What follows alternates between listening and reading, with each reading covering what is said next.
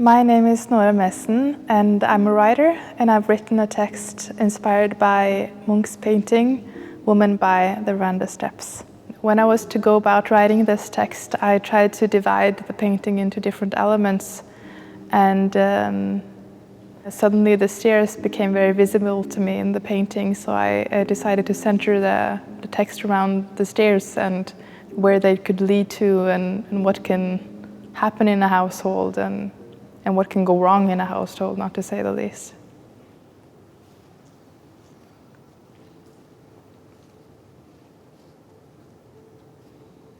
Woman on the veranda stairs. The veranda stairs represented everything that was wrong with me, with us.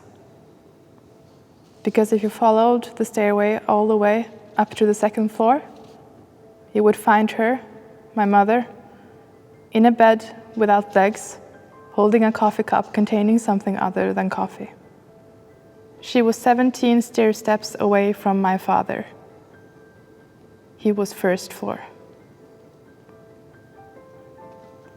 There they sat, every single day for several years, staring at their respective televisions on their respective floors, trying to forget about one another.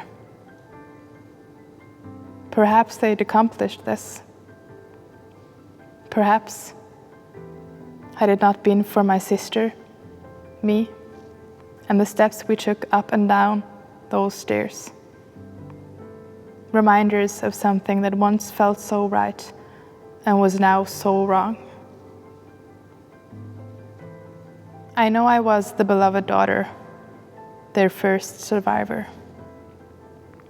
But I was also a testimonial of their failure, a past in which they were both still beautiful, a present that had to be repressed, and a future that wasn't.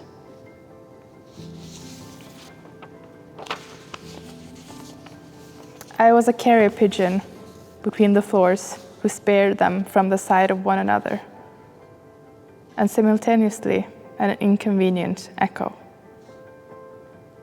For both of them said they saw the other in me. These were not words of praise.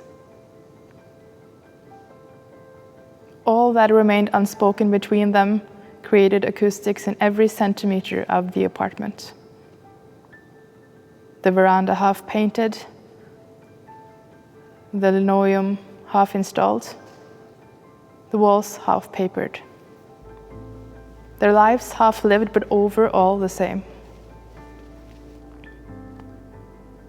These two people believed they'd had it, love that is, lost it, or discovered they'd never had it, only to cling to fantasies of reinstating it or despair when they understood that they never would. I don't know what lesson I'm supposed to take away from this misery aching between them, other than to view it as proof that it exists and can also afflict me. Love me not.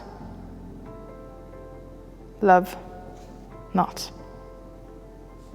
For a long time I yearned for the papers to be signed, that one of them would be able to verbalize what was obvious to all of us. It's enough now. We tried. Maybe not the way we should have, but we tried to try. And then all of our things would be cloven in two.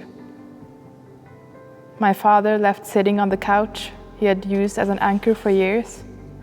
My mother on the box mattress that would never have legs to stand on. One day my wish came true. We left.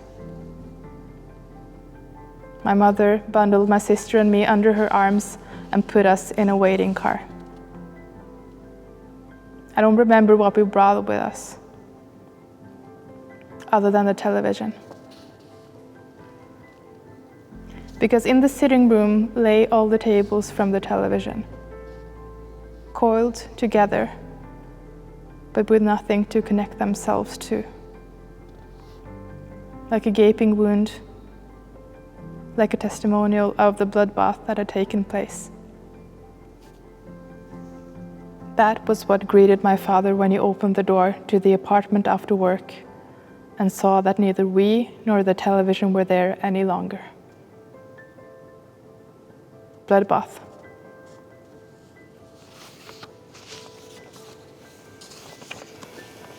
That day she made us refugees once more.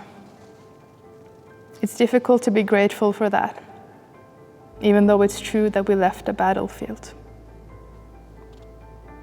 And while I was the one who left, rather than the one to be left, I have always felt like the abandoned one. I have wondered many times about how it would be to go home. Home. After all these years of absence.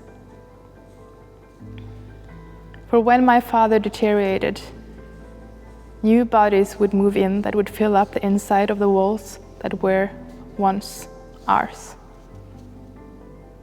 And although they probably would have finished what was half finished, applying paint in careful strokes to the veranda stairs, healed the linoleum with parquet, and patched up the wallpaper, all of that would have been purely cosmetic. Because in the sitting room, there is still a wound leaking red. A leakage that would come towards me, at first trickling, then like a tidal wave that would consume me. And I wonder whether this is what we are supposed to call life. An existence in which we stumble, get back on our feet, limp onward, told never to look back, done is done, eaten is eaten, loved is loved, bled is bled. While, simultaneously, that which has passed is ubiquitous, before, during, and after our demise.